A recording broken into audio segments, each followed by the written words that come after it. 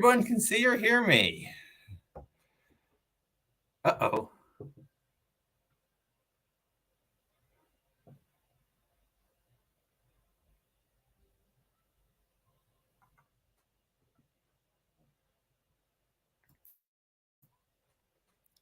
All right, I'm good. Shit. Okay, here we go.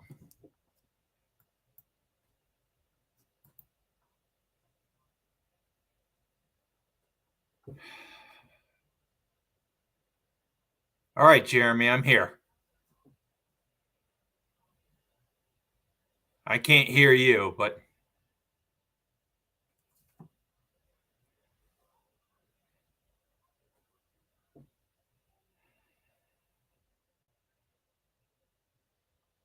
I can't hear you.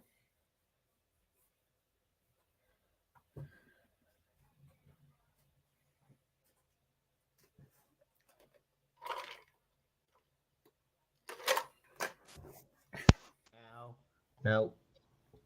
Yep. How's that? Better. Better? All Yes. right. Okay. So we're going to do that again, folks. Welcome to Roundabout Sports, presented by Interstate 70 Sports Media, where our passion is our profession. I am the maestro, Jeremy Karp, alongside Parker Benia, the amazing Burt Sugar of Missouri, the sports historian maestro himself. Parker, how you doing this evening? I'm doing fine, and I'm giving Coke Zero Sugar a plug. You're giving Coke Zero Sugar a plug? I'm giving ice water a plug. Maybe one day. Maybe one day. Folks, we are just one day away from opening day. I am excited. Go crazy, folks. Like, oh my gosh, we are all set. And Eddie, thank you so much for tuning in this evening. Glad to have you. Folks, be sure to comment, like, subscribe. Tell us some of your favorite opening day memories. Now, Parker, you've been a baseball fan for a long time. I have to ask, have you ever been to an opening day game? I have been to an opening day game at 3 stadiums.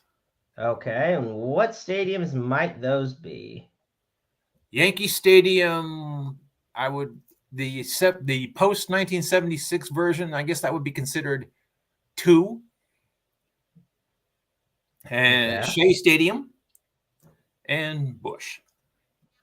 All righty. Well, I'm aiming one day to still be able to go to an opening day at Busch Stadium, but as of now, it is yet to have happened. I am looking forward to it. That should be on every Cardinal fan's bucket list. I think actually the way opening day is at Busch, I think that should be on every baseball fan's bucket list, period. Exactly. And Eddie, happy early birthday. We are so happy to hear that. So, and my birthday is the day after tomorrow. So, okay, well, happy early birthday to you, Parker. And, anybody else who has a birthday coming up, happy early birthday to them as well. So, later on, we're going to have John Poe, sports writer, join us. And we're going to preview a lot more with the Cardinals. But first, okay, the Cardinals are the spring training winners, if you will, the winners of the Grapefruit League with a 17-7 record. Parker, what'd you think about the Cardinals over the course of spring training?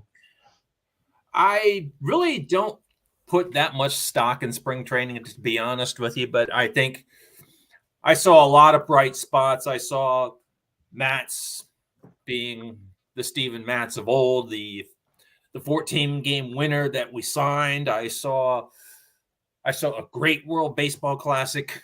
I mean, I know that's not officially part of spring training, but it took place during spring training, so I will consider that, for all intent and purposes, spring training. And unfortunately, Jack wasn't. Jack wasn't pretty much. But yeah. But it was a really good it was a good World Baseball Classic. And yes, it was. We talked about this on last week's episode. But I've seen newborn noodles on eBay. Yeah, exactly. So, and of course, the Cardinals will be facing off against the Toronto Blue Jays tomorrow. As far as opening day coverage goes, so the game will all you need to know about opening day. The Ameren Total Access Show will be starting at about 1 o'clock, 1:30, I believe. Yep. I know the introduction of the Cardinals via of course, the lovely Ford F-150 trucks will start at 2:50. At 3 o'clock, we will have the multitude of national anthems.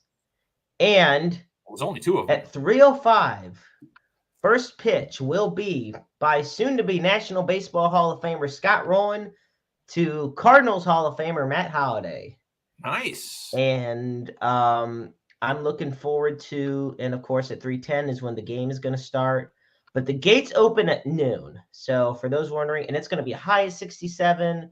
It's going to be, partly cloudy skies. It's going to be really nice wet weather out there. Yeah, fortunately, the big washout is going to be on the day between games. So, I know. I'll say this, like, I want to ask you. So we see what Eddie commented. He said he predicts Donovan hits the first home run for the Cardinals this season. Who do you see hitting the first home run? Nato.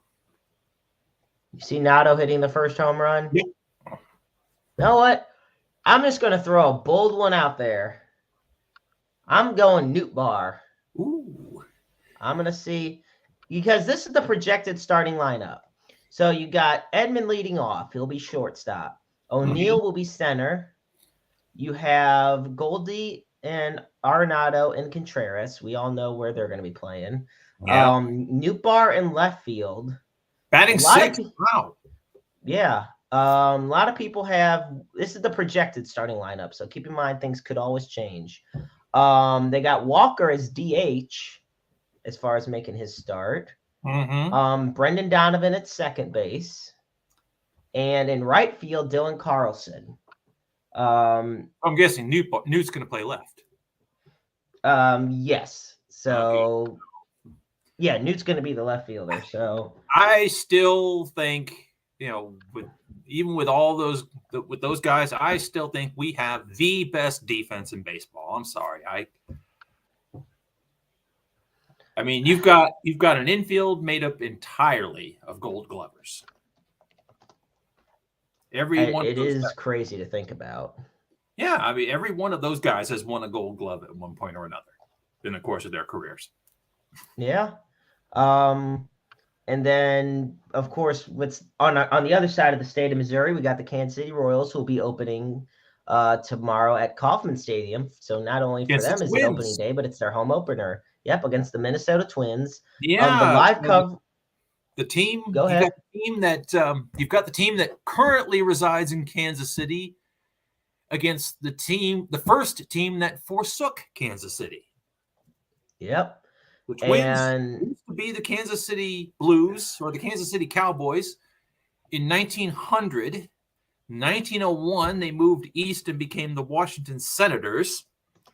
And then, of course, in 1961, they moved to Minnesota and became the Twins.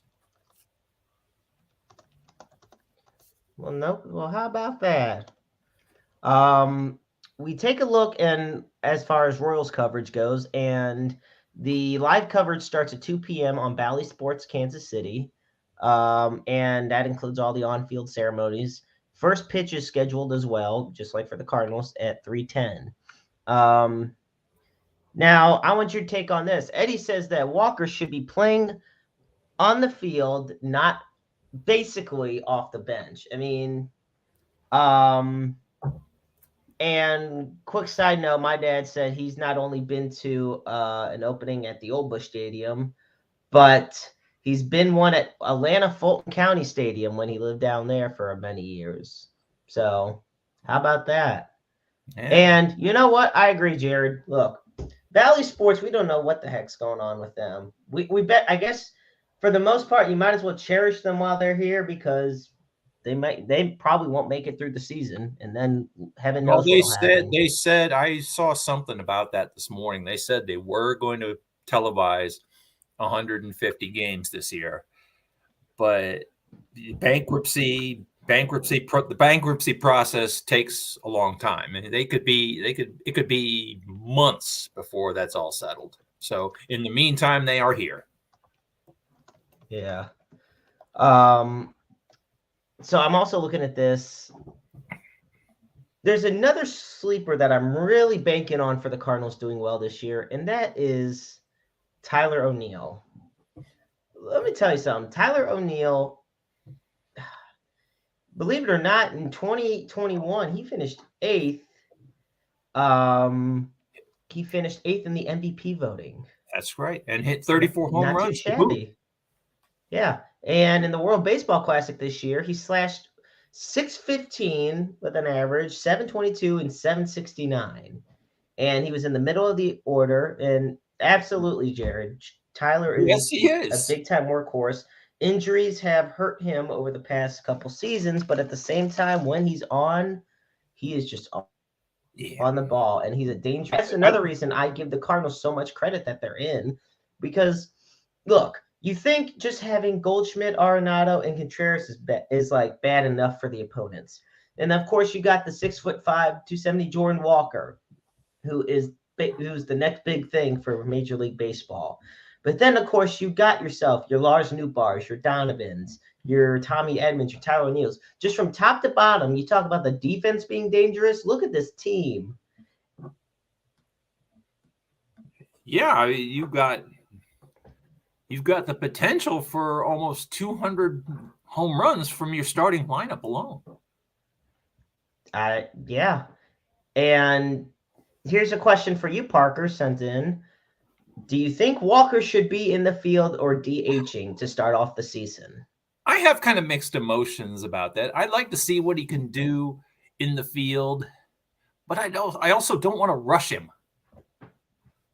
I want him to be brought. He's in the show, but I want him to be brought along slowly. I don't want to see too much pressure put on him. I think we will see him in the field plenty. But I think we will see him in the field plenty before the season is over. But for now, I don't mind the DHing at all. I think it's just a good way to really ease him into playing. Point. That's my point. So I don't see a problem with it. And I don't mind O'Neill playing center field. Eddie disagrees. He played it in the WBC and did a great job. He did a great job. And, he says it's too big of an alpha. The thing of it is, there's a lot of speed out there between Nootbaar, Carlson, and O'Neill to cover enough ground. Oh, yeah. And O'Neill, I've seen O'Neill hit. He can get down the line, so the speed is definitely there. Yeah. And now we're going to take a quick look at the projected bench for the Cardinals. And this was just this is actually as of a few days ago, so things obviously are subject to change. So we have Andrew Kisner, no doubt about it. Yeah, we have 95 cents in spring training. Yep. We have Nolan Gorman, probably one of the better bats and fielders coming off the bench. You got Taylor Motter. And you got Paul DeYoung. If he comes back from the IL. If he comes back from the IL and they still believe in him, otherwise they might just send him down to Memphis and keep him down there for a while. Still kind of a shame. I mean, the guy was an all-star 4 years ago. Yeah, but 4 years ago, I mean, that's like in the NFL when you say Lamar Jackson was an MVP 4 years ago. It doesn't matter. He's regressed since then. And Paul DeYoung's regressed since then. And injuries have been the main reason. But, what the Cardinals are in a win now mode. They've set the tone when they called up Walker. They knew without him playing a single AAA game, they know this is the chance. They know that Mason Wynn is on the way. Yep, Mason Wynn is on the way. He'll be there before you know it. Juan, you still got Yepes. You got Yeppe. He's still at the ready when they need him. We got a question sent in from Jared, and folks, please keep sending in your questions for us. We always love answering them. So Jared asks, who will hit the most home runs this season for the Cardinals? His choices are either Arenado or O'Neill. I was just say it says Nolan or Tyler, but Nolan could also mean Gorman, but I don't think it's that one. Oh, yeah. So Arenado basically, or Tyler O'Neill. Nato. You think Arenado? Yes, I do. While I think Tyler O'Neill will have a big bounce back year, Oh, he will. There's no doubt about it. I don't see him leading the team in home runs. Mm-mm. I can very well see Arenado leading the team. And I expect about anywhere from 18 to 25 home runs out of Wilson Contreras too. Like I said, I see Arenado getting close to, over 30, 35-ish. Look at the old baseball reference here. Let me put that up permanently, or not permanently. And while while Parker takes a look at that, folks, I'm going to bring him on now because we are in the heart of opening day being upon us, and he's been biting at the bits, just wanting to get his thoughts in. So, folks, he's a writer from the Webster Journal. He's a longtime sports fan, and he's also written for STLCC Sports Online. And it's my pleasure to have him here on Roundabout Sports this evening, presented by Interstate 70 Sports Media. Ladies and gentlemen, give a warm welcome to John Poe. How you doing, John? Doing well. How are you all? Doing fine, John. Doing all right. That's good. Same here. I'm excited about opening day. Now, where is the Webster Journal located? I attend Webster University. Oh, it's a student newspaper. Yeah. Okay. So, John, I want to take you back to, and see, here's kind of where I was getting at as well with Goldschmidt. A lot of people are saying Goldie will hit about 25 to 30. But John, I want to start with you on this. So the question that Jared had asked was, who will hit the most home runs this season on the Cardinals? The consensus for the most part is Nolan Arenado. Where do you stand on this? I think it will probably be Nolan Arenado, or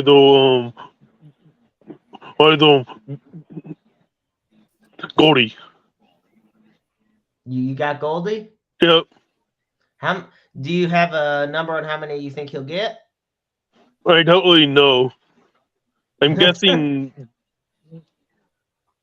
How many did he hit last? It was 35. Last year again. 35 last year. I think he'll hit 36. Oh gosh, he's gonna go. I was gonna say in 158 games last year. Well, actually, he's only gone up because in 2021 he hit 31 home runs and 99 RBIs. Last year he hit 35 home runs and 115 RBIs. Yep. So his production's only gone way up. He's done a lot better here too. Wilson Contreras is hitting a season is 24. Whew. Oh, hang on one second. There we go. All right. Everybody hear me clearly? Yes. Okay, Clear as just a bell. making sure. Just making sure we're all clear as a bell here. I know there was a bit of an echo apparently. So with that said, we talk about some of the looks that the Cardinals are getting heading into the season, and a lot of people are previewing what the division standings are going to look like. And our friends over at Gateway City Sports actually gave their NL Central predictions. And I give them proper credit for, it's a beautiful done job. Allow me to delve into, as I put it on the screen. Give me 1 second, gentlemen. Okay. All right. So we have here the National League Central predictions. Obviously, first place is on the left, and then you go all the way down. And let me take the banner off the bottom so you can actually see Josh's predictions as well. But the consensus here is the Cardinals are going to run away with the division. Now, Pete's obviously not much of a Cardinal guy, so it's why he's in dead last. But I mean, I look at Ron and Derek's predictions, and those are the ones I usually seem to agree with. You know, I see the Brewers and the Cardinals really duking it out for the division. I think so too. You think so as well, Parker? What do you think? I don't think they're going to duke it out. I think the Cardinals are going to win it, but I actually think the Cubs are going to finish second. You got the Cubs finishing second, okay? Yeah. Do you have the Brewers in third? Yes. All right, and then we come to our cellar dwellers. Who we got? Reds or Pirates? Reds. Reds. You got the Reds? Yeah, I got the Reds too. Yeah, I think the Pirates have some good talent on the horizon. They had themselves a pretty decent offseason. Yep, they do. I don't see that the Reds have done Babs. There she is. Hey, Babs, I don't see that the Reds have done anything to improve themselves. By the way, I am sporting One Nation. And by the way, Jared, Babs misses you, and she's so happy that you're tuning in. And of course, you know, you two are the besties. So I want to go into, again, a little as we're previewing here on Roundabout Sports, the 2023 Cardinals season as we get into opening day, which is on March 30th. So tomorrow, for those tuning in now. So with Wilson Contreras, obviously he's the starter long-term. He's the new guy, the hot hand. And you'll be playing against his brother in the division. Yep, and John, you got a fan as well. Babs tuning in, excited to see you on. And of course, besties with Jared. Anyway, I was going to ask you guys, so where does Andrew Kisner fit in this? I mean, how often do you expect him to get rotated in to fill in for Contreras?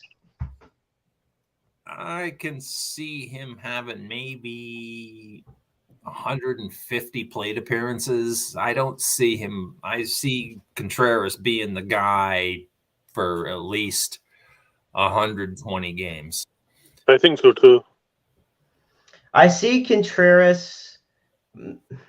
I see him. Obviously, he's going to dominate this. I see him playing probably well over 145 games. Ooh. But actually, I take it back. I'm gonna go 135. I'm gonna go 135 is how many games behind the plate I see Contreras. Because the Cardinals still don't have a solid situation to back up Kisner. No, they don't. Has not proven himself. He's obviously proven himself not to be the starter. And meanwhile, he was competing with Herrera just to be the backup. Yeah. Babs, we love you too. Now. And obviously, we're always glad you're tuning in. And also, we want to give a shout out. I was able to speak with him earlier today to our friend Hollywood James Knox. We love you so much. He's doing better. He's getting better day by day. And wanted to see if he was going to be able to make an appearance, but he is a busy man. But we look forward to his triumphant return to the show. So with that, folks, we're still continuing here with our Cardinals opening day preview. And I mentioned earlier before we had you on, John, that I feel like the Cardinal that's going to have the biggest bounce back is going to be Tyler O'Neill. Where do you stand? Like, who do you think on the Cardinals will have the biggest bounce back? Can you repeat the question again? Yeah. So of all the Cardinals like last year that had their struggles, take the Cardinals that had off years last year. Who do you think is going to have a bounce back year?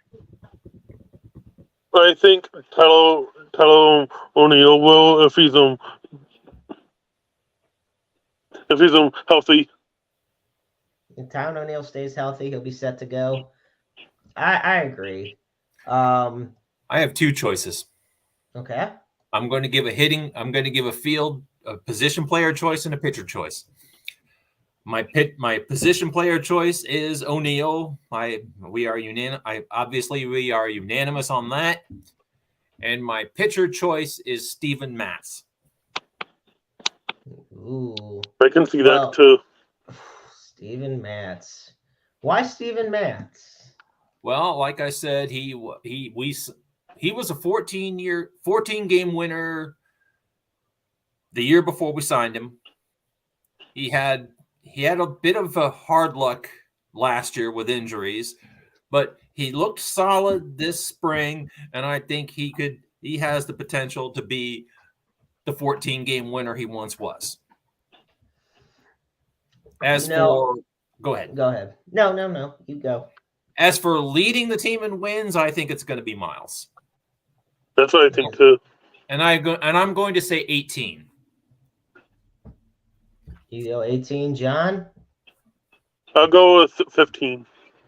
You'll go with For 15. Miles. I'm going 20. Ooh. I'm giving the 20 game winner to Miles Michaelis. Now, Jeremy going out on a limb. Now, we've talked about the batters for the duration of this evening, but now it is time to talk about the pitchers on the Cardinals. So we're going to start now. I understand. Obviously, I know Adam Wainwright is starting the season on the IL, and that is a huge blow to the team, especially from the leadership perspective. And Wainwright had the morale. He had a great World Baseball Classic. Yes, he did. And this is just devastating to hear that he's going to miss time. But we're going to, for the sake of the argument, include him in this starting rotation. So you got Adam Wainwright. You got your opening day starter, which is Miles Michaelis. You got your season saving last year lefty Jordan Montgomery. You got Jack Flaherty. Yep. And then you got the guy that Parker feels is going to really have the big bounce back year, and that's Steven Matz, another lefty. It seems pretty well set from the beginning. This was going to be who it is. Now, we got Woodford too. Yep, Woodford too. Yeah, we got Woodford's not. I don't see him. I was going to say Woodford's going to be the fill-in, but I don't see him. We've got him on the opening day roster is what I meant. I don't think the duration. Right. He'll be filling in for Waino. Well, we look at the options from the bullpen. I mean, obviously you got, and the bullpen's looking really good too. You got Helsley, obviously will be your closer this year, and hoping that he starts this year better than how he ended last year. I think he will. Yeah, so do injuries. They shouldn't have played him in Pittsburgh. I agree. There was no reason to have him in the last series of the year when you had your playoff spot secured. And you could see the damage was done by the time he went and faced off against the Phillies in the wild card series. Now you got Gallegos. Yeah. You got Andre Palante. You got who Jordan also Hicks. had not a bad classic. No, a lot. That's the thing. The Cardinals probably had the most successful baseball classic of all the teams, and it's not just because they're the most represented, but it was just because the guys that were there really shined. Andre Palante shined for Team Italy. You have Jordan Hicks, you have Genesis Cabrera, Chris Stratton, Drew Verhagen, and then Verhagen's looked well too. Yeah, Verhagen's looking really well. I see on a lot of the Facebook groups, people don't like him, Verhagen. I don't know why. I don't know the reason behind it, but I wanted to finish with our bullpen. We got Wilking Rodriguez, and we got our lefty and Zach Thompson. And these are the 10. Yeah, he's going to be our setup man. Well, these 10 relievers are going to be the ones that are going to get the bulk of the action over the course of the season for the Cardinals. I think Wilking is on the injured list right now. Yep, he is on the injured list. Yeah, he's currently on the injured list, but yeah. Let's see. Where was I going to go? Oh, yeah. And usually teams will go through about 20 plus relievers. Now, you talk about Zach Parker. You talk about Zach Thompson being the And there's the one of the biggest geniuses in the history of professional wrestling himself, Herb Simmons of SICW. And Herb, it's great to have you on as always. From Southern Illinois Championship Wrestling, great TV program and a great promotion. But I also wanted to bring up for the Cardinals, as I was saying, you look at the setup man / closer situation last year, which was Helsley and Gallegos. Now, Parker, you said Thompson is going to be the setup man in your eyes. Yes. Why not stick with Gallegos? I like Gio. I really do. But Gio had a really disastrous outing in his last classic game against Japan. Yeah. I mean, Mexico had that game won. Yeah. And then their bullpen went south. John, what do you think? Who would you go as for the setup man for Ryan Helsley?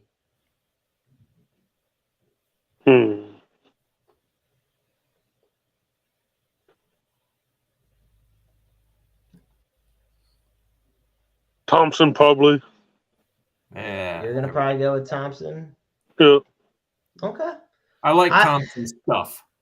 The only reason I would consider, see, this is how I like it. I like having a lefty go in before a righty. Excuse me. And the problem is, out of the 10 guys I named, there's only 2 lefties, Cabrera and Thompson. And Cabrera is definitely not going to be the setup man for the Cardinals. I like Hennessy's, but I think he's too inconsistent. Yeah, he's very inconsistent. So I can see Thompson, but I think it could also very well be Gallegos again. They're going to give him probably another shot. Now, in 2022, all 3 of, as far as Woodford, Stratton, and Thompson, they all finished with sub-3 ERAs in 2022. The problem is only one of them logged more than 35 innings, and that was Woodford. Now, I do think also with Wainwright on the IL, they're going to get expanded roles. In all fairness to Stratton, he didn't get here till later in the year. Well, yeah, Stratton was part of it was a trade, Internal trade, yep. Yeah, so now I wanted to talk about some of the prospects that the Cardinals still have we know it goes without saying about Jordan Walker, the most hyped up Cardinal since Oscar Taveras. He is the youngest Cardinal position player to make his debut for the Cardinals since David Green, I believe, when he was a rookie. Yeah, that's right. And he's the youngest Cardinal, 80s. Right? It's in the early 80s. And I know he's the youngest Cardinal since Rick Ankiel to make his debut. Now, okay, we got to just say it. And yep, we are talking about baseball. I know dude doesn't like it, but we're talking about lovely pastime baseball here. So I want to ask you guys, what is the bold prediction you have for Jordan Walker this season? I say 25 homers, 75 RBIs, and a 280 batting average. Okay, John? I think 20 home runs with 65 RBIs. I'm going to go with I'm going to go for about 20 home runs. I think that he will get 25 stolen bases. Oh, it's going to be a 2020 man. Yep, I think he's going to be a rare 2020 man, and I think he's going to hit 285 and make the All-Star team. Ooh. I think he's this is going to be Roy. A big season. Yeah. And I think he has a very great shot at the Roy, the Rookie of the Year award. I mean, In 2022, when he was with AA down in Springfield, he had 19 home runs and 22 stolen bases. So he was already 1 home run shy of the double-double, Yeah. or the 2020, I should say. Yeah. Now, this brings up the question. We look at some of these other guys. What happens with Alec Burleson? He's not on the opening day. He's not on that starting roster to open the season, and he's not on the bench either. Where is he? He is currently down in Memphis, and he was projected to make the team. What happened? Yeah, I look at it and I don't know. I feel like he personally disappointed last season. I know he's a rookie, but at the same time, I feel he disappointed in many ways and did not provide much of a spark at all for the offense. And the offense was struggling as much as it is, and it was anyway. So we have the Alec Burleson situation. He struggled in 53 plate appearances. I mean, he's now in AAA last year. He hit 331 with 20 home runs. Yeah. But he hit less than 200 when he was on the big leagues. Then you got the situation with Ivan Herrera, where he only batted 22 times. And he only got 2 hits, and he struck out in 36% of his at-bats. Now, that right there tells you why Andrew Kisner's the backup and not Ivan Herrera. Herrera's not ready. And, people thought that if the Cardinals weren't going to make a splash in free agency for Molina's replacement, they thought, okay, well, if Kisner would be the starter, then Herrera's the backup, Once they got Contreras, it goes without saying that Herrera was going to be the odd man out yet again. And he was going to be sent down to the minors. So does that make him trade bait now? This is the problem. And this is the thing I have an issue with. You can't put a struggling player as trade I agree. Yeah. Just because the guy isn't a starter or just because he was sent down to AAA doesn't make DeYoung is not trade bait. You can't go out there and be like, here, I'll trade you Paul DeYoung and Ivan Herrera for, this, such and such guy who has a lot of potential ahead of him. Because what has Herrera and DeYoung shown over the past 3 seasons? Well, Herrera obviously did nothing last year, and DeYoung struggled the past 3 seasons. I don't think you could get a bucket of baseballs for Paul DeYoung right now. I agree. Well, yeah, you really can't. And, it's sad to say because he is a very passionate ball player, but it's just he struggled so much. But what do you do with him? What do you do with him? Do you eat the contract and charge more for hot dogs? What? I mean, you're at the point where you almost are going to – because if you trade him, teams are going to want you to eat some of the contract anyway. They're not going to – nobody is going to just single-handedly take on Paul DeYoung's contract. No. So what you're going to have to do is take on a big chunk of it, if not all of it, and then when the contract's up, either release him or if somebody trades for him, you make sure you get something out of it. It's not going to be a blockbuster deal if it has Paul DeYoung in it. No, I mean, do you DFA him? You might have to. If he doesn't improve in AAA, you might have to. Now, so we're not going to have a choice. You're honestly kind of stuck between a rock and a hard place with Paul DeYoung. Brings up my next name, honestly the final name I have here as far as prospects, Matthew Liberatore. The floor is yours, guys. Where's he going? What's he doing? I say we keep him. We keep him at Memphis, and if we need him during the middle of the year, he's at the ready. I agree. It's funny. The 4 prospects I named, 3 of them struggled when they debuted last year. The other one was the guy that didn't debut in Jordan Walker. Right. I look at Liberatore, and once again, like I said, he struggled, but I think he has a more important and how do I put it? He has an Secure role upside. with the team. Well, he has upside, but he also has a more secure role with the team.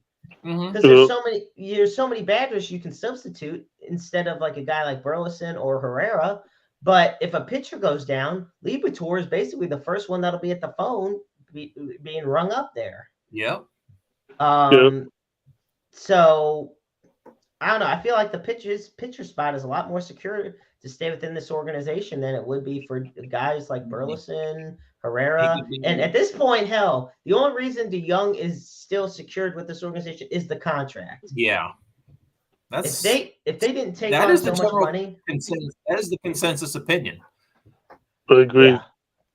Yeah. And I look at the Cardinals rosters. So we take a look at the payroll. Yeah, excuse me. We look at the payroll salary for the 2023 Cardinals. As far as the adjusted salary, I look at guys like Paul Goldschmidt. There's only 2 players on the Cardinals that are making over $20 million a year: Miles Michaelis and Paul Goldschmidt. And what Nato? Nato is at $13 million. This is the adjusted salary. Oh. Yeah, I'm not going by the base. Yeah, base salary. Oh, it's a lot different because Arenado's at 35, Goldschmidt's at 22, Michaelis is at 18. So yeah, for the record, I'm going strictly off the adjusted salary percentages here.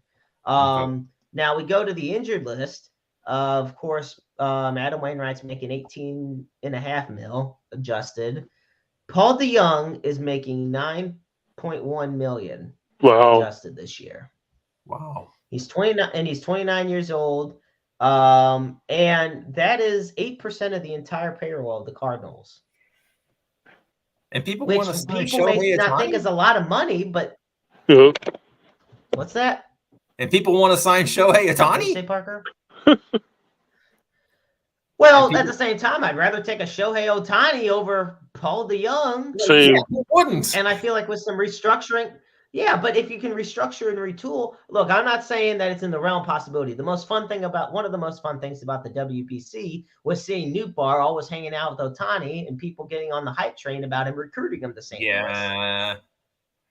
But was he really? I mean, hell, wouldn't you? Yeah, I would if I had. Yeah.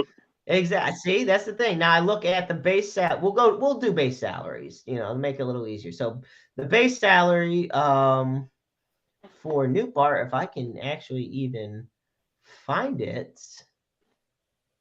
I don't even see his base salary. I think it's because of his he's under team control agent thing. I think because he's under team control. That's why. So the guy, all right, as far as players that aren't necessarily under the team control that have base salaries, this is according to Sport Track. Andrew Kisner is the one that makes the lowest amount base salary with with 1.1 million. Obviously, Arenado fitting. A lot of people can make a decent living on $1.1 million a year. Yeah, they could. Yeah. You can make a decent living off Arenado's $35 million too. For 35 lifetimes. Right. So I want to go to Arenado quickly, and it's funny because so when the Cardinals traded for Nolan Arenado, the Rockies got 5 prospects in return. And Gomber, who was Major League ready. Yeah, and Gomber. Yeah. So the Cardinals sent Austin Gomber, Aluris Montero, Mateo Gil, and Jake Summers. And as well as and Tony Losi. Now, Losi already just got traded to the Rockies. So meanwhile, they also lost Mateo Gil in the winter to the Rule 5 draft in the minors. Yep, they did. So Now, Montero and Gomber are expected to be huge parts of this team. Goes without saying. But at the same time, if you're from the perspective of the Rockies, just realize how much you've screwed yourselves. Yeah, they got fleeced. Yep. They got fleeced, but they have nobody to blame but themselves. Exactly. And it's funny because, Arenado nearly got the MVP last year. He made his 7th All-Star game, his 10th consecutive Gold Glove. He hit 293, 30 homers, and 103 RBIs. And he got a platinum glove. Yeah, Yep, you're absolutely right. Now, let's take a look at Tony Losi for a second. So when he was in Double-A before last year, he went with a 12.11 ERA in 35 innings. Holy cow. So one of 5 players that you send to the Rockies pitches a 12 ERA in Double-A. He doesn't get any higher than Double-A either. He didn't go to Triple-A, and he definitely didn't make a big league debut. And now he's with the Rays, and they got for cash considerations and I think a prospect. So you're already down to 3 players. Yep. You get 50 mil, but you don't know how to spend it right. There's a reason they are at the bottom of the barrel. That's why I'm surprised the Diamondbacks somehow are even worse. It just amazes me. I look at. Yeah, we fleeced them too from when we got Goldie. Yeah, fleeced the Diamondbacks too. Now, and Goldie still has a great deal because he only takes up 17% of the team's payroll. The Cardinals, to their credit, have a balanced out payroll as to where, like Michaelis, Yep, they do. Arenado, so their active payroll based on base salary is $162 million. And that ranks us just about in the middle. Yeah, we're in the middle as far as payroll. I know people talk about us being at the bottom. We're in the middle. At the bottom by any means. I mean, and I don't know. I don't want to just spend for the sake of spending. I mean, the Cardinals are very prudent with their money, and that in the long run can be a good thing. Yeah. And I think that's why, and this isn't calling you out, I promise. I feel like this is one side of why you don't think Ohtani would ever come to St. Louis because of what it would take to get him monetary wise. Right. And I mean, it was a big enough acquisition to get Wilson Contreras this offseason. I mean, if we, like you said, if we could restructure the deal or restructure a few contracts and make it possible for Ohtani to come here, I'm all for it. Same here. Well, and then think of the money you save though.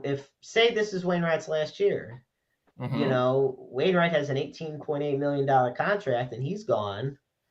That clears up room right there. Then DeYoung is gone. That's 27 mil. Yeah, DeYoung's gone. It is. So that right there is a big chunk of change that you just cleared up. And like I said, it's all the pure speculation. We just throw out there the possibility of an Ohtani to St. Louis, but that's just neither here nor there. So I want to drift now to a little bit of what's going on at the interesting situation going on as far as the Royals opening day goes. Because like I said, they're facing the Twins at Kauffman Stadium. And I look at their I look at their roster.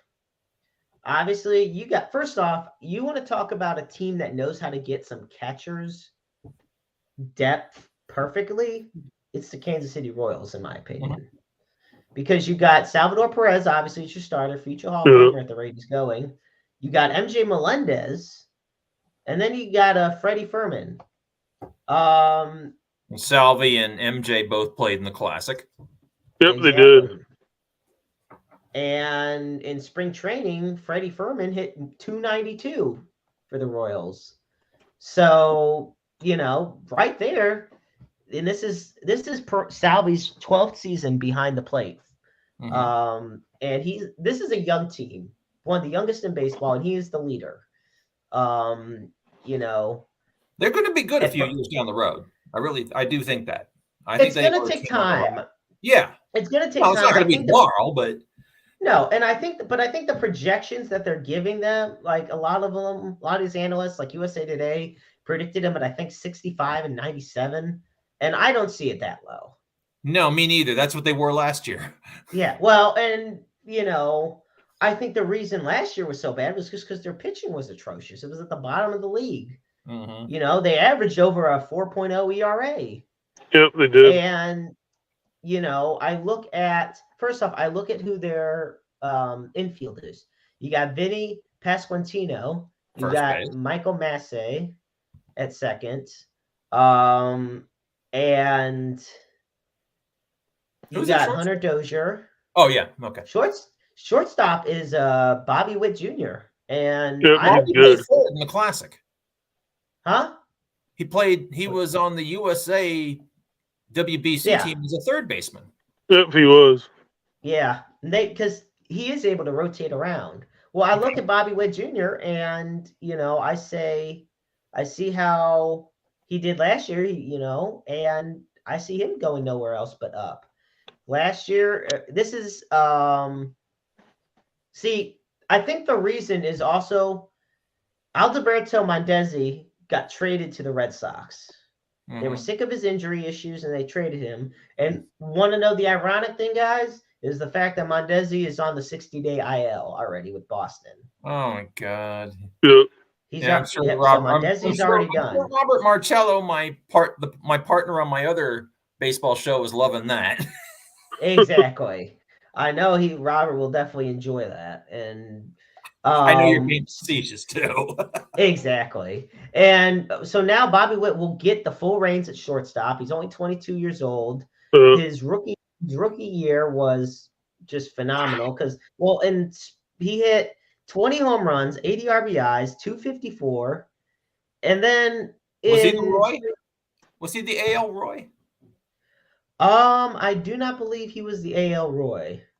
Okay. Actually, yeah, wait, let me I do not believe so. No, he was not. I don't think he was. I didn't think he was. I was just asking. No. And in spring training, he hit 345. Yeah. And he had a good and then when he played. Now this is what I enjoy most.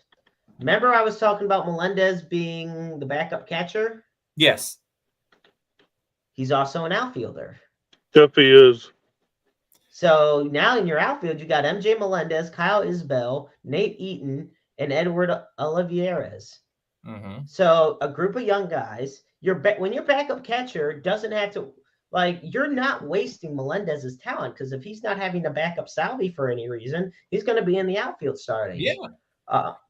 I was going to say too about Bobby Witt Jr. The announcers on the WBC kept talking about his speed. They kept saying he was the fastest man in baseball. He is considered to be one of the fastest, and I expect his stolen base total to go up this season. I like Nicky Lopez and Matt Duffy off the bench. Now, this is where we get to what's usually been the Royals' kryptonite the past 5 years, basically. Basically every year since they won the World Series. And John had to step away for a second. Where'd you go? But oh, well, that's all right. So we take a look at Zach Greinke, Brady Singer, Jordan Lyles, Daniel Lynch, and Brad Keller. Overall, I think that's a really strong rotation. Mm-hmm. I feel that that puts the Royals in good position. Greinke, this could very well be Greinke's last year too. Yeah, people have talked about it. Is he's nearing a lot of milestones of his own. But unfortunately, I think it was the Mexico game. I'm not sure, but I think that was the one game in the WBC where Brady Singer got the yips. Yeah. And it just it didn't get much better from then on.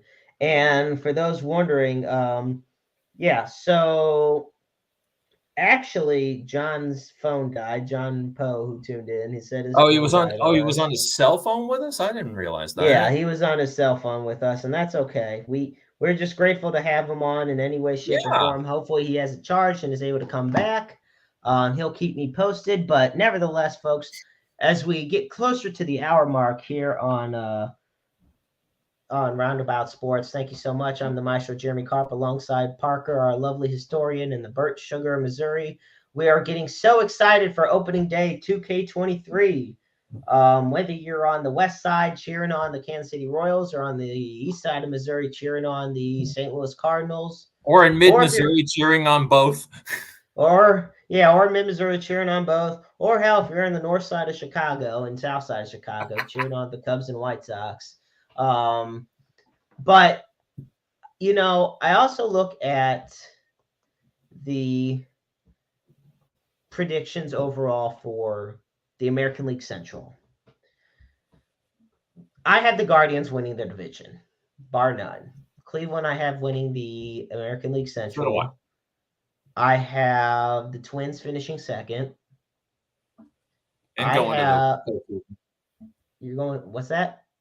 I said I have the Twins finishing second and going to the postseason. Okay, you have them going to the postseason. Believe it or not, I actually have the Royals finishing third.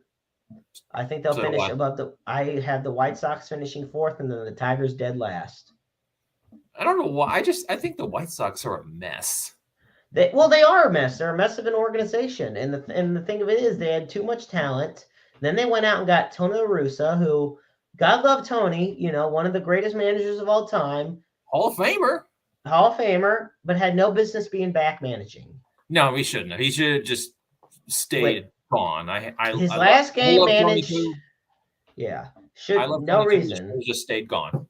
Yeah, and now you know it caused so much friction in the locker room. The players were struggling, so yeah, that's where we're at in that section. So I take a look as far as the Cardinals, though. So we talked about, you and I, and as well as John, but all predicted that the Cardinals would finish first in the division. How many wins you thinking? 90, at least. I'm saying you got the Cardinals at 90 wins. Okay, well, between 90 and 95. I got the Cardinals at 93 wins, and I got the Royals at about 78 to 81. I was going to say 80 to 81, but okay. Yeah, I got them right at the line of 500 or higher, or right or below, I should say, right near or below. They are good enough to finish at or just above 500. I think. I really think the hitting it's just a matter of the pitching. And you know what? I think I will tell you, they got rid of probably the biggest struggling pitcher on their team, as far as on the starting rotation, and that's Chris Bubic. And oh my gosh. In 2020, let me put it this way. In 2021, he was 6-7 and had a 4.43 ERA. Right. Well, in 2022, I'm not making this up, Parker. He was 3-13 with an ERA of 5.58. And I remember one of his meltdown games was against us. Yeah. And in 2020, he was 1-6 with a 4.32 ERA. His career is 10-26 with a 4.89 ERA. He's 25 years old, so there is time to, bounce back. Yeah. But it's just, no, it was bad. So. And what do you see for Graceffo and Hentz? That is. Graceffo had a pretty bad spring. Yeah. Tink was pretty good this spring. He was. I feel that. Shoot, that's a good question, honestly, with Graceffo. I see him thriving in the minors this year, having a good bounce back. I don't see him seeing any real major league action at all. Not this year, no. No, only if injuries really begin to pile up, and I pray to the good Lord above they don't. So next year I see it where he gets an expanded role. But so much of this season is reliant on the Cardinals' ability to close out games that are left open. See, the biggest problem with the Cardinals last year was they'd score 10 runs one game, and then they wouldn't be able to score 10 runs over the next 5 games. Yeah.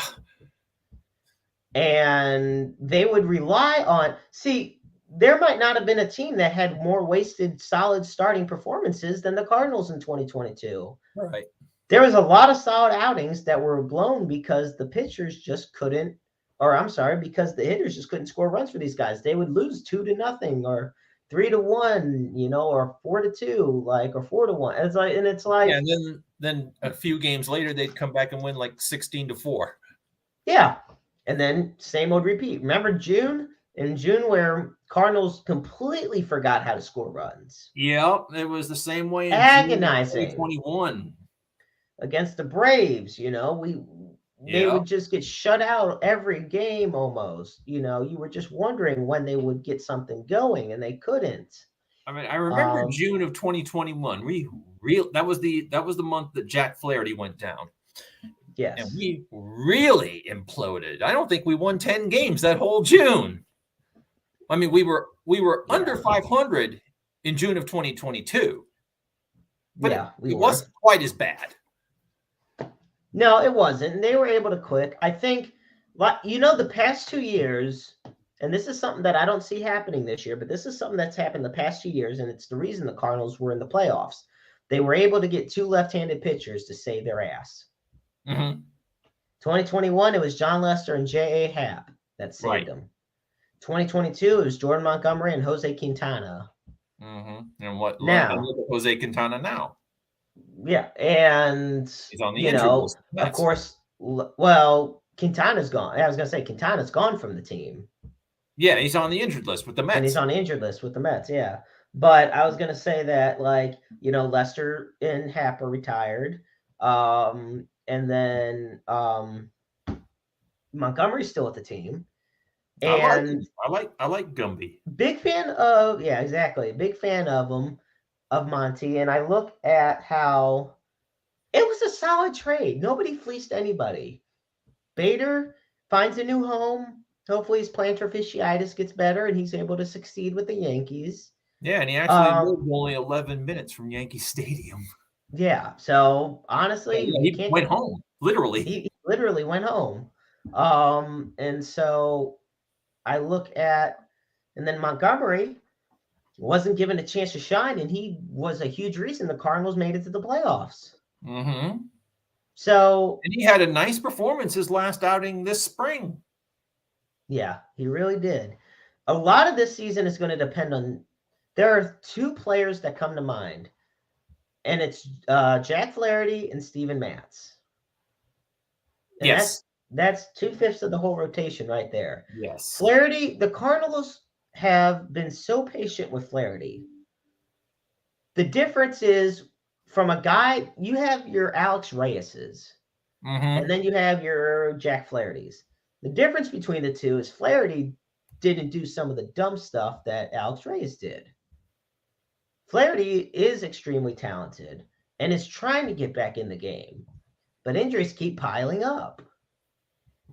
But he has that potential to be the future ace of this Cardinals team. Yes, he does. And that's what they've embraced him as and what they believe he'll be.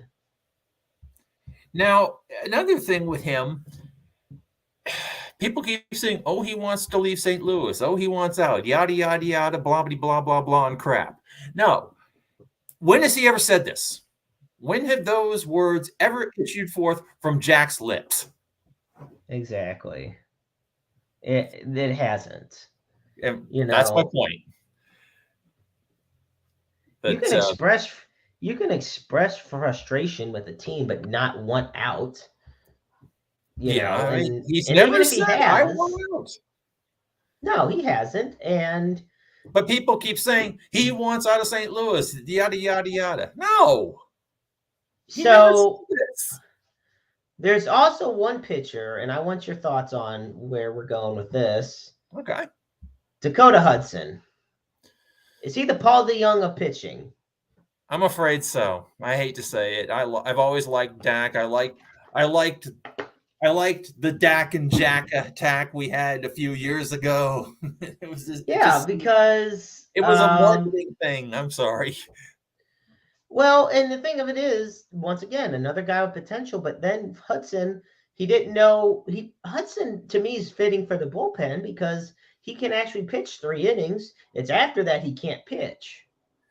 He hasn't been the same since the Tommy John. No. You either bounce back from Tommy John surgery or you don't. Wainwright bounced back from it. Hudson Twice. has not. Yeah. Wayno bounced back from it twice. He did. And you either bounce back or you don't. And Wainwright has and Hudson hasn't. And exactly. And hell, even Tommy John himself bounced back from it. Yep. So I mean, he should be in the Hall of Fame on that alone. I definitely agree. I mean, come on, but he does have Hollywood numbers. He does have Cooperstown worthy numbers. Yeah, that too. So heading into the season, okay, since now tomorrow is opening day, or I guess I'll just say the 2023 season's upon us. Yep. Given whenever somebody tunes into this episode. How do you grade the Cardinals offseason? And this includes spring training and the performances of the World Baseball Classic. Everything that involves the Cardinals since the season ended last year. All right. I'm going to take into consideration Nato opting in, signing Wilson Contreras, missing out on Pablo Lopez, and spring training in the WBC. I'm going to give everything an overall grade of B+. I think we could have made a bigger splash in the free agent signings, but we got Wilson. We've got Nato for 5 more years. Our guys were excellent in the WBC, and we had that record in spring training. I'm going to go B+. So I am okay. I'm going to look at it. It goes without saying the biggest addition is the addition of Wilson Contreras. And I don't consider the loss of Corey Dickerson as imperative as other people will. I don't either. I mean, I do consider the loss of the truth. Yeah, but I do consider the loss of Jose Quintana huge. Because Steven Matz, while he's a lefty and while he's still an experiment that hasn't paid off for the Cardinals.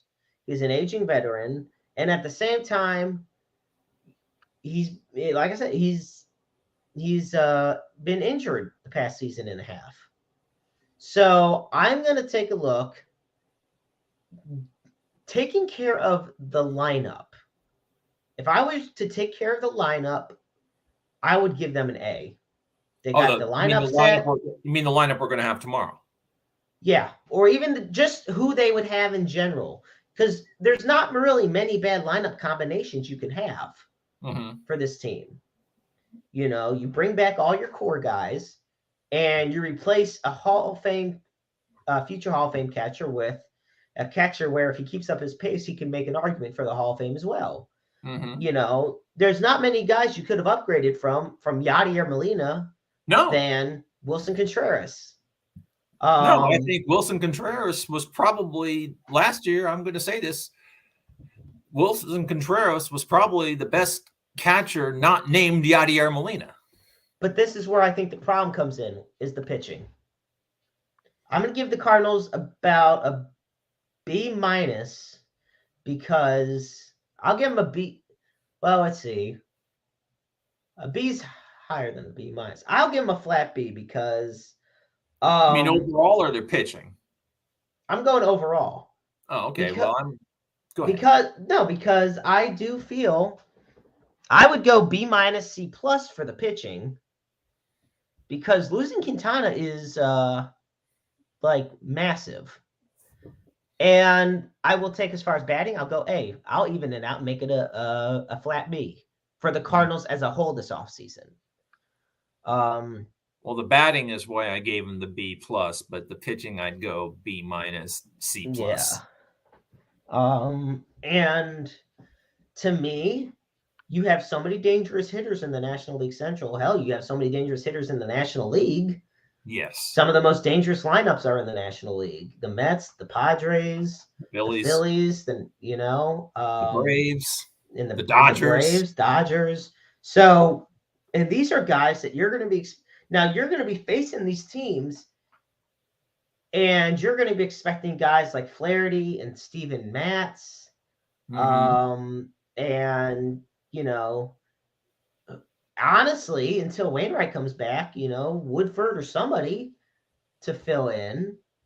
Now, I still have the utmost of confidence in the Cardinals. I think they can make a deep playoff run. So do I.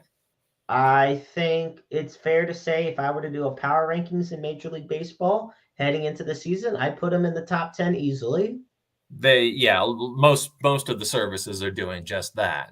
But I would go top 7.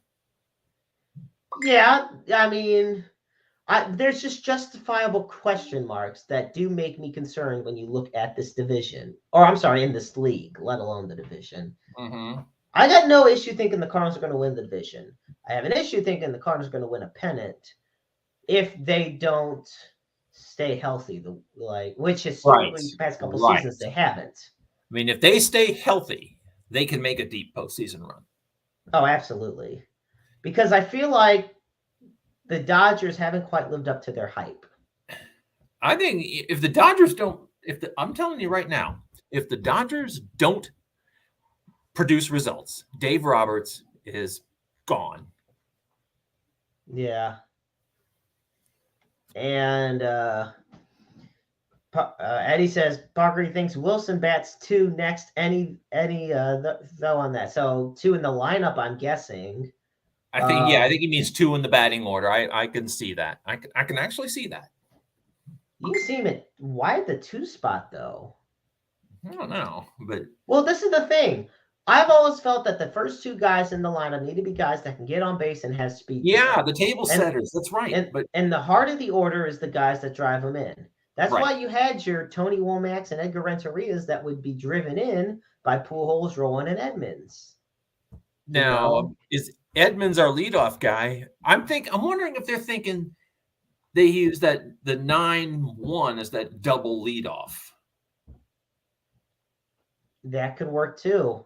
Tommy Edmond has to be the leadoff guy. Yeah. Tommy Edmond has to be the one come opening day. Now, is Donovan 9 guy? Donovan could be 9. Yeah, so you got Donovan and Edmond, your double leadoff guy. Yeah. But then, you know what? Put Contreras at 7. Put Walker at 8. I think they are putting Walker at 8. So hell, you could put O'Neill. O'Neill's got some speed. You could put him the 9 guy. Yeah. So it's a well-balanced lineup, but at the same time, it all revolves around Goldschmidt and Arenado's ability to drive them in. It's the job of the other 7 to get on the bases, and it's going to be the job of guys like. And honestly, sooner rather than later, it's going to be Jordan Walker in that same conversation. Because maybe not this year, but maybe not this year. I just look. We got to realize Jordan Walker is the long-term guy for the Cardinals, based off the investments they've made and the patience they've had. They didn't rush Jordan Walker, even when people begged Mozeliak to bring him in. He's been patient and careful and methodical with it. And now Jordan Walker is going to be making his debut at Busch Stadium as a member of the St. Louis Cardinals organization. He didn't even have to play a single game in Memphis. Nope. And to think there's 3 prospects in baseball that were even ranked higher than him. So, and where was Wynn ranked? Mason Wynn was ranked, I believe, 17th. That's not bad. That's still not bad. Mason Wynn was not. Yeah, I was going to say Mason Wynn was still, I believe, a top 25 prospect. And he did a phenomenal. Mason Wynn, I think a year or two down the road, it's going to be his turn to come up. Yeah. I mean, he could be that. He could be part of that 9-1 double. Every year, the Cardinals are going to be bringing up one or two more guys that they've been building up in the minors. Exactly. And it's going to be, and this is in a weird, and I hate to take a page out of your historical book style, but it is kind of the Branch Rickey way because it's his way of churning out new players every single year over a period of time. The dollar sign on the muscle. Right. As opposed to teams that, now I think people do get upset because, look, the Cardinals haven't won the World Series since 2011. They haven't been to the World Series since 2013. They're better on paper than what the finishing of their seasons indicates. Mm-hmm. I mean, the Yankees haven't won a World Series since 2009. Yeah, and I don't think they've been to a World Series. They haven't been to a World Series either because the Astros have knocked them out every chance they get. Yeah. And, the Yankees' greed knows no bounds. Let's face it there. I don't think the Dodgers' greed knows any bounds either. No. And the only championship the Dodgers have, I'm sorry to say this, the only championship the Dodgers have since 1988 is a paper championship. Ooh, there's a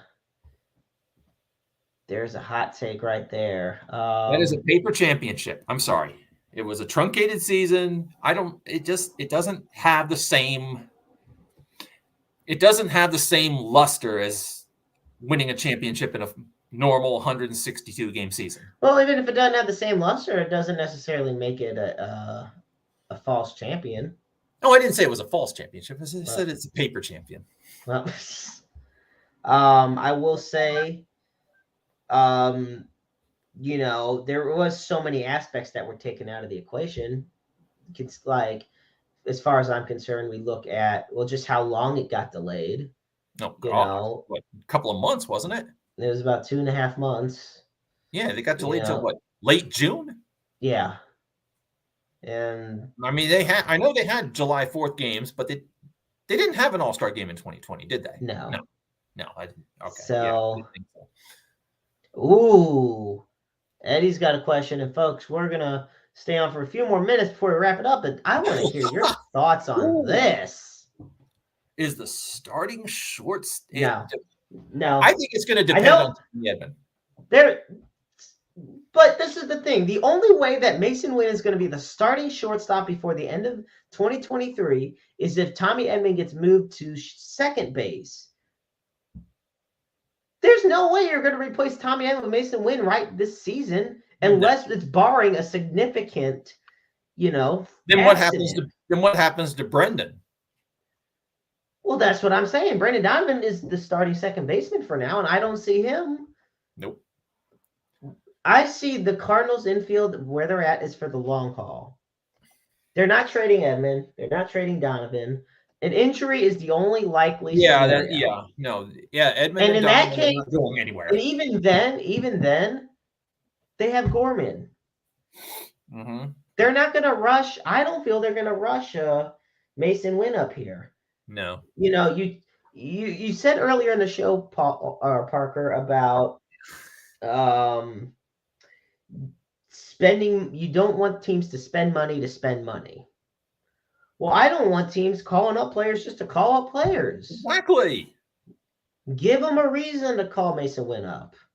I mean, that I don't like. And he says by September, so I mean, he'll definitely be part of this September expanded roster. Well, if the Cardinals make the postseason, is he on the? That's a is tough. He on the postseason roster? That's a tough one. There we go. So I'm going to say, based on current projections, I'm going to say no, but that could change. You never know. So I mean, before I can remember. This is going back a few years. I remember with the Mets when Greg Jeffries came up. He was actually a Cardinal too for a short period of time. But Greg Jeffries came up with the Mets. He was considered the greatest thing since sliced bread. 88, he came up in the September call-ups, tore it up, hit 400 something, and he made the postseason roster. I don't see the same thing happening. But yeah. Mason Wynn, I think they're going to develop Mason Wynn, and they're going to develop him right. Parker, what do you think about this infield?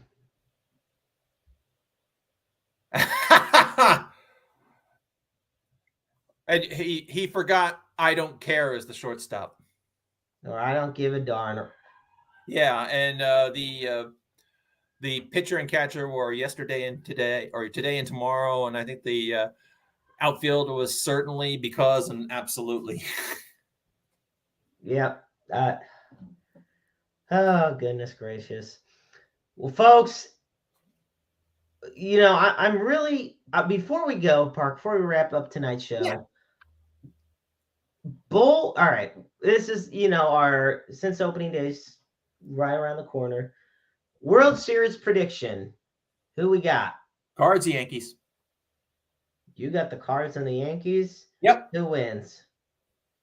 Cards win 4-3. I'm serious. Cards, Yankees. Okay. I'm not saying you're wrong.